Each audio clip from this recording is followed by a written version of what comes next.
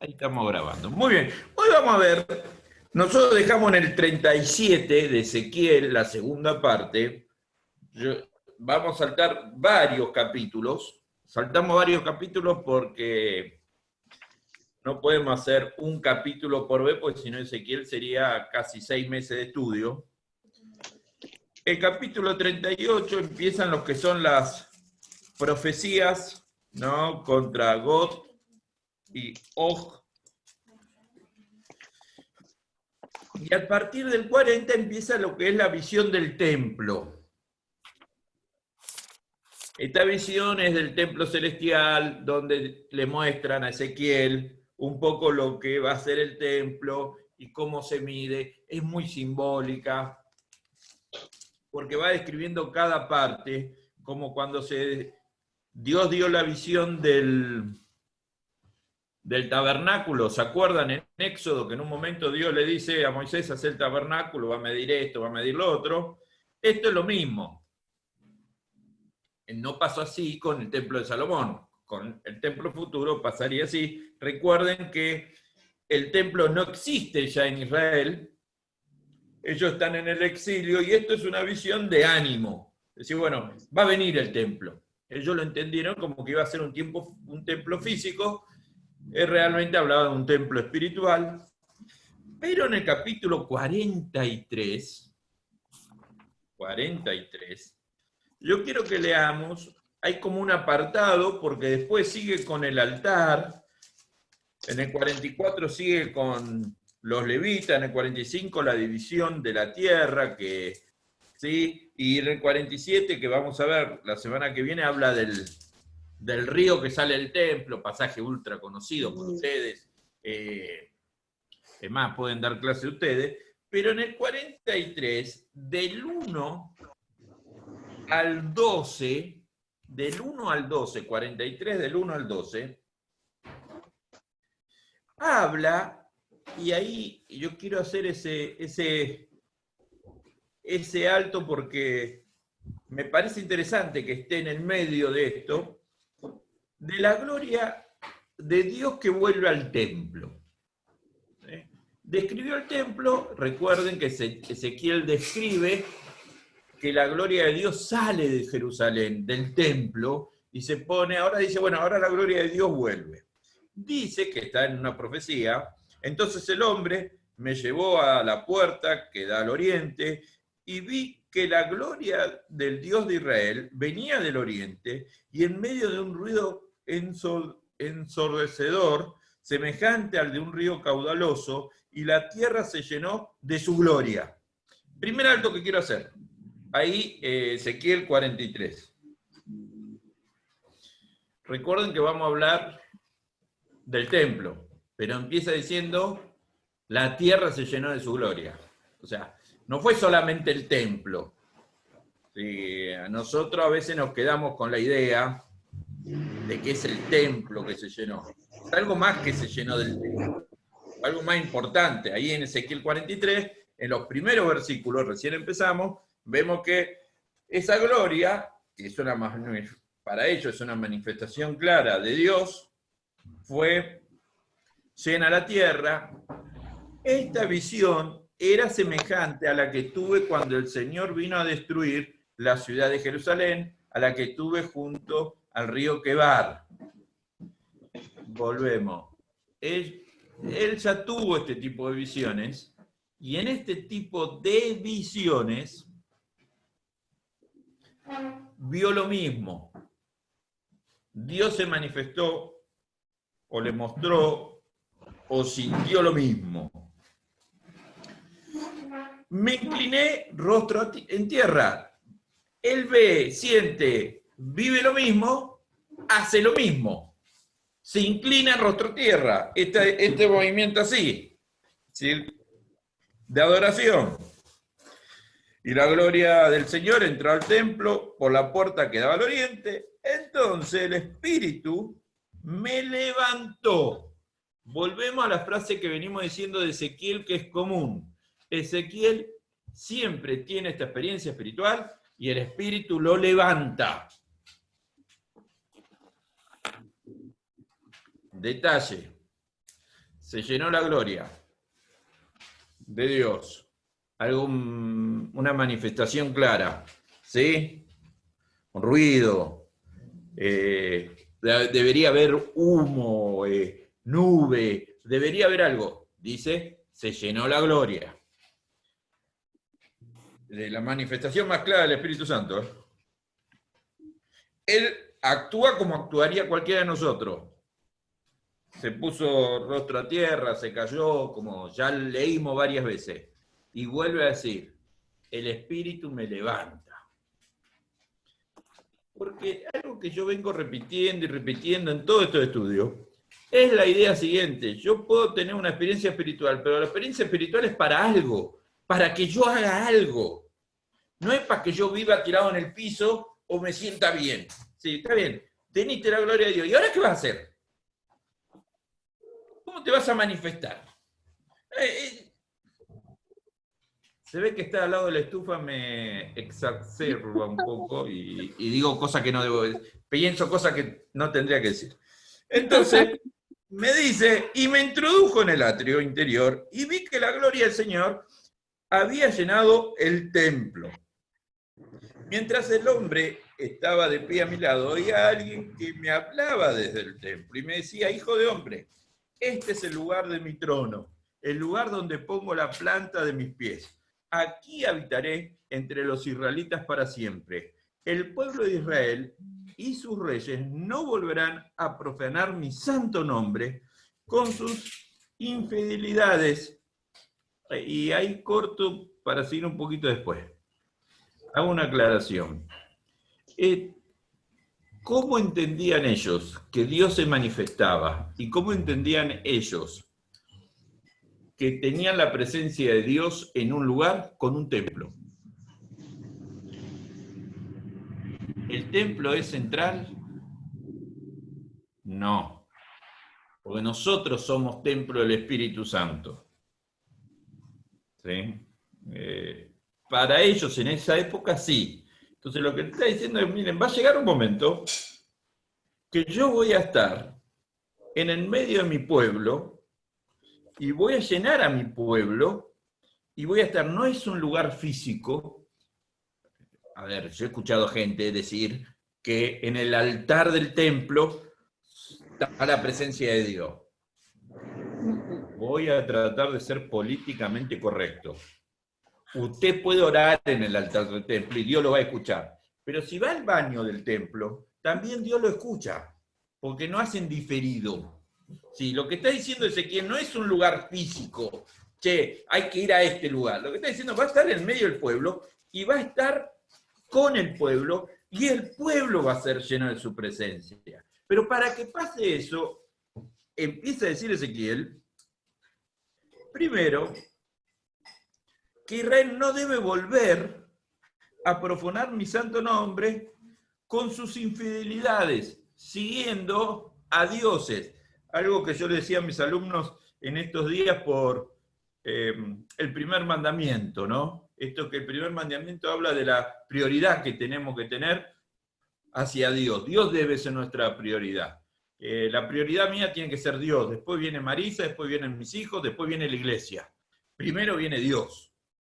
Y todo lo que hago lo tengo que hacer en pos de Dios. Esto es lo mismo. ¿Sí? Somos infieles a Dios cuando decidimos dejarlo de lado por otra cosa. Hasta algo bueno. ¿Qué es lo que quiere Dios? Eso es infidelidad. Y agrega algo que a mí me llamó la atención. Ni con sus tumbas reales y sus cultos idolátricos. Habla de tumbas reales. Yo me quedé pensando, ¿qué quiere decir con tumba real? Ustedes saben que en la antigüedad los egipcios hacían las pirámides famosas, algo que repetí en varios lados, pero lo voy a decir públicamente para decirlo claro. Las pirámides no las construyeron los extraterrestres, ni tampoco son pavelas de estrella. Es una tumba grande.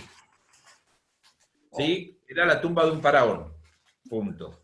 O de varios faraones.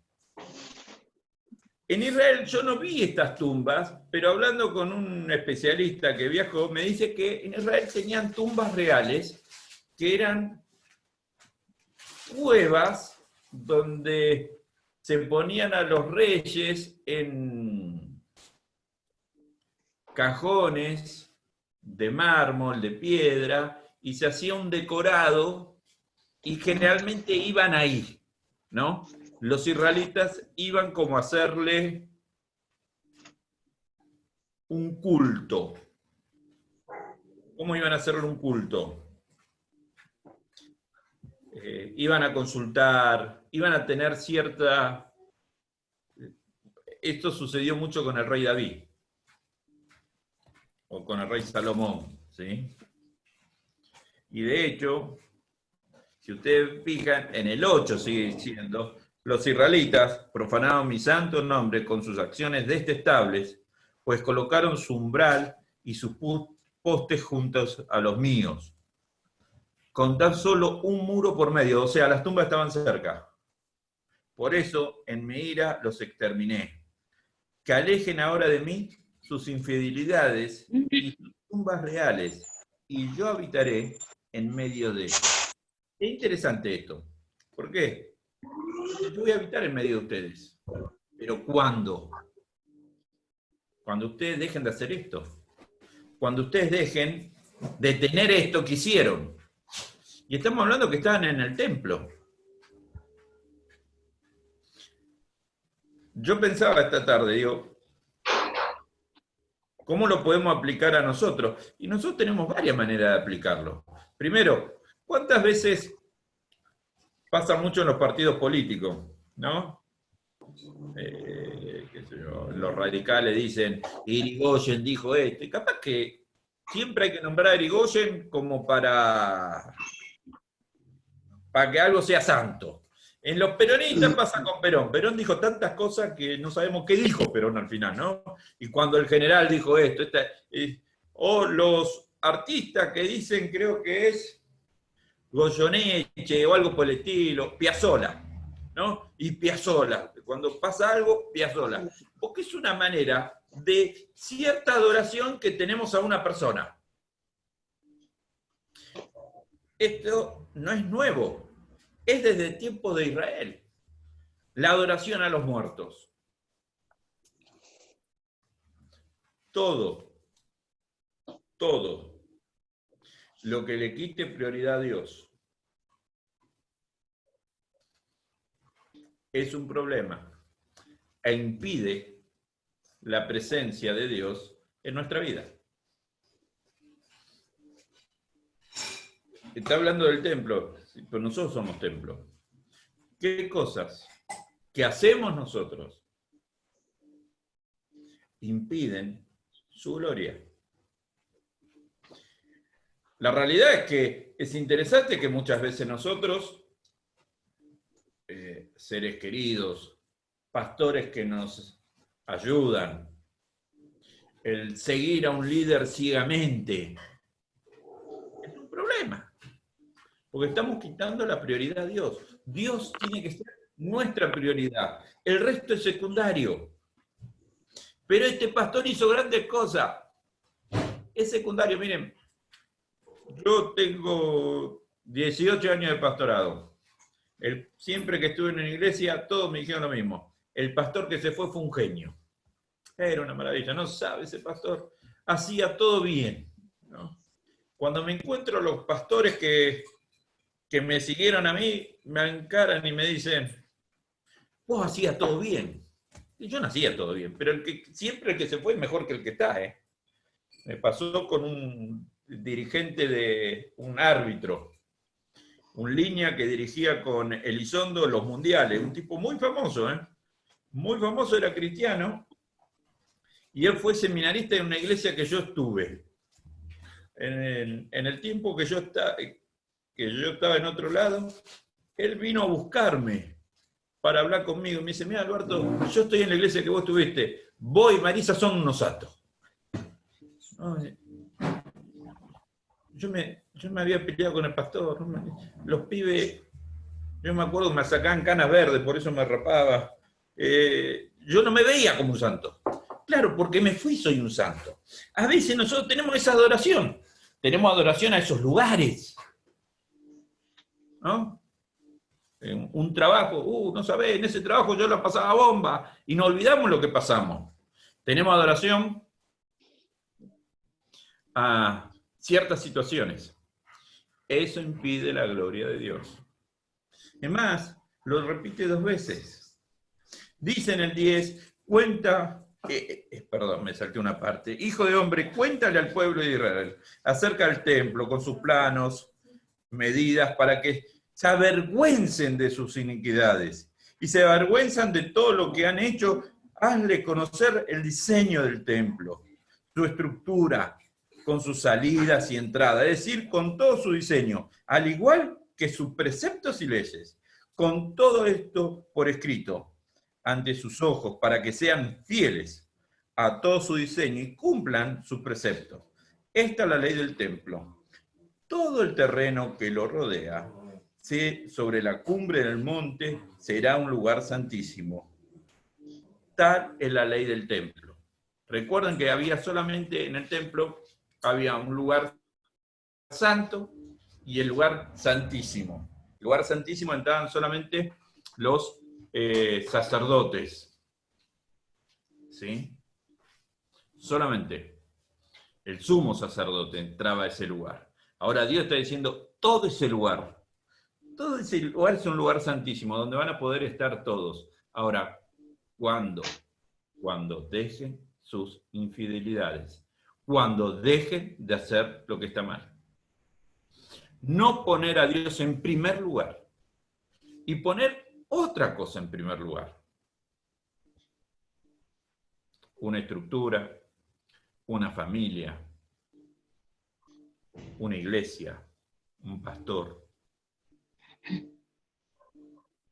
un familiar, un partido político o un club. Es ser infiel a Dios. Dios es el primer lugar. Y cuando yo hablo de Dios, no hablo de ir a la iglesia solamente. Dios, ¿qué hice esta mañana? ¿Cómo me levanté? ¿Cómo viví su presencia? Cuando reaccioné como Dios quiere, o como a mí se me dice, ¿no? Nosotros somos de recibir muchos consejos de la gente, ¿no? Me parece interesante a veces, ¿no? Yo soy de dar consejos, no hagas esto, ¿por qué no lo hagas? Y porque es la lógica. Ahora, muy pocas veces decimos, che, no hagas esto, porque me parece que Dios lo dice. No lo hagas. Dios tiene que ser nuestra prioridad, para que Dios nos llene y podamos vivir esa presencia de Dios. Tenemos que dejar nuestras infidelidades. No estoy diciendo que estemos haciendo cosas malas. Muchas veces no hacemos cosas malas. Hacemos desde el cariño, queremos a alguien, queremos una estructura, ¿no? Yo siempre cuento en una iglesia que estábamos, como yo era chico, era más chico que Gabriel y Abigail, la iglesia de Lomas de Zamora. Y siempre invitaban a un pastor para los aniversarios. Y era como el pastor, ¿no? Y el hombre predicaba bien, pero largo, ¿no? Pero todos nos teníamos que quedar, y si uno se levantaba, y cuando se discutían los grandes, decían, no, cuando este pastor decía esto, tenemos que hacerlo. Con el tiempo se dejó de hacer eso, y ahora pasaron a adorar a otro pastor, que era mi papá. Entonces mi papá era santo, y mi papá decía, capaz que se habían mandado una macana la semana mi papá, pero hay que escucharlo a Carlos. Carlos es santa palabra. ¿No? Los pastores no somos santos. Tenemos macana, hacemos macana.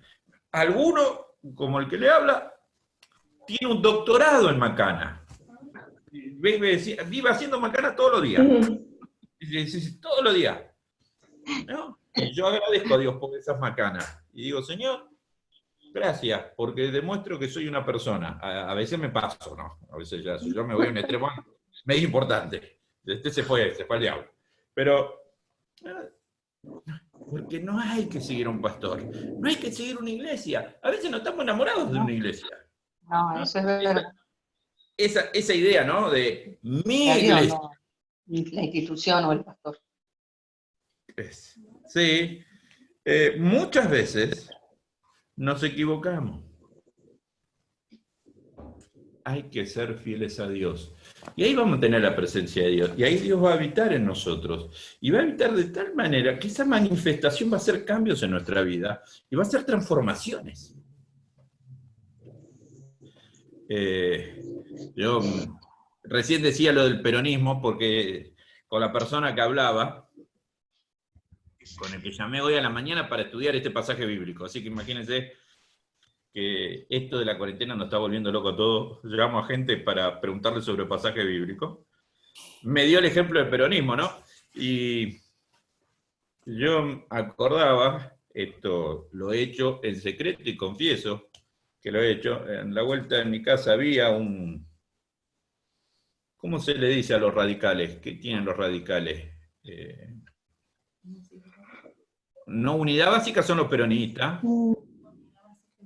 No, unidad básica son los peronistas. No, tienen algo más sutil, se llama, ¿no? Sí. O local, vamos a poner. Yo me fui a local radical ¿por qué soy así de divertido? A mí me gusta. ¿Por religionario? ¿Cómo? Alberto. Colirregionarios. Ese, ahí está. Yo no lo voy a nombrar.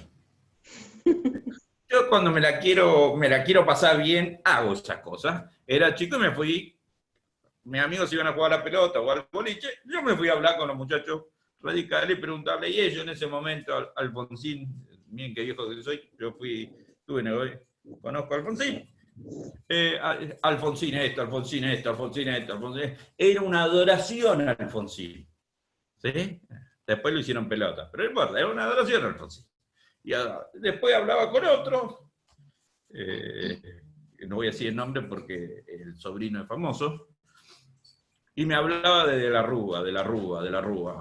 Se había ido a vivir a Capital, tenía el domicilio de Capital para solo votar a De la Rúa. Una cosa, yo los miraba y eran todos diáconos de la iglesia. Y siempre me quedó la atención eso en la mente, ¿no? ¿Cómo puede alguien estar así? Y hoy cuando hablaba con esta persona, con alguien que escribió un comentario sobre Ezequiel, y me decía esto, che, lo de las tumbas reales, ¿no? Che, ¿cuántas veces nosotros en nuestra vida tenemos tumbas reales? Esos ídolos, esas personas que por ahí ya no están, esas estructuras que ya no están, que se transforman en el centro de nuestra vida, que la ponemos al lado de Dios. Dios dice claramente, che, no, en mi monte no los quiero, aléjenlo. Y que impiden que la presencia de Dios esté en plenitud con nosotros. Yo me parece que es un desafío. ¿No? Yo cuando leo este pasaje, hoy a la mañana me llamó la atención y me quedé pensando, ¿qué tumba real tengo yo en mi vida que impide la presencia de Dios? ¿Quién es mi ídolo? ¿Quién es eso que no puede dejar de salir de mi boca? Que yo me detengo, ¿no? Eso que nos impide que Dios obre de tal manera en nosotros que nos conmueva y nos lleve a la experiencia espiritual. Yo creo que ahí está el desafío que tenemos.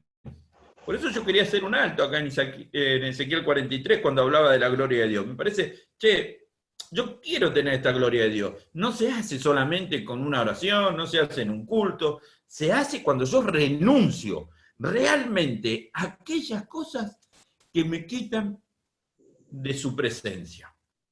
Hasta pueden ser buenas,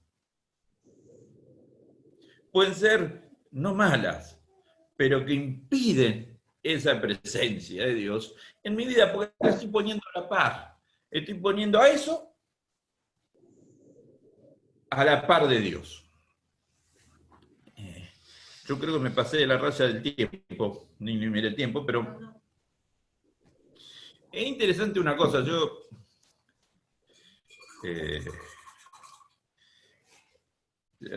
siempre me río y mi señora se ríe conmigo porque cuando yo veo un video de San Lorenzo, ¿sí? Yo no soy trato de no emocionarme, pero yo cuando veo un video de San Lorenzo, lloro.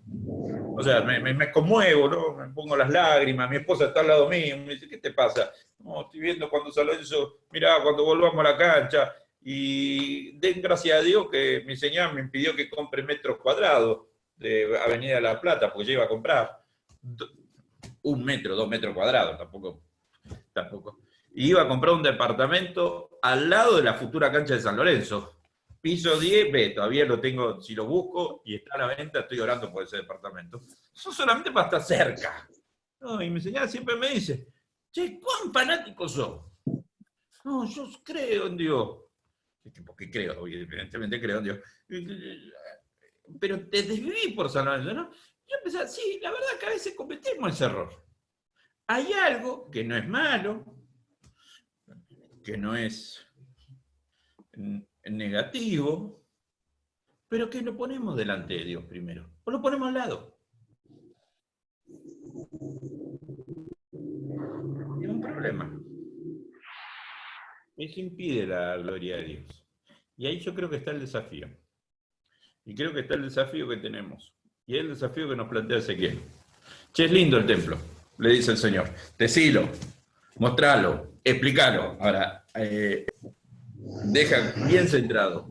Para vivir esa gloria, primero tenés que renunciar. Y ese es el desafío que yo les dejo. Que puedan encontrar, buscar aquellas cosas que están impidiendo, que las ponen delante de Dios o al lado de Dios, para que podamos vivir, no solamente yo solo, yo o alguien más, todos, la gloria de Dios. Yo les propongo orar. Y yo me parece que me pasé la raya hoy. Sí, yo fue medio largo. Tenía ganas de decirlo. Hoy grabé como 5 videos, entonces vengo embalado con el diálogo. Yo me aburro de escucharme, así que voy a tratar que no se aburran.